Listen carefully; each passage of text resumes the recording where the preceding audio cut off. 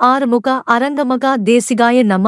தவத்திரு குருநாதர் ஆசியால் அகத்தியர் சன்மார்க்க சங்கம் தூத்துக்குடி கிளை சங்கத்தில் ஆகஸ்ட் 12, 2024 தூத்துக்குடி தெப்பக்குளம் மாரியம்மன் கோயில் வளாகம் மற்றும் அரசு மருத்துவமனை வளாகத்தில் பசித்தோர் சுமார் 350 நபர்களுக்கு லெமன் சாதம் சிறப்பாக வழங்கப்பட்டது.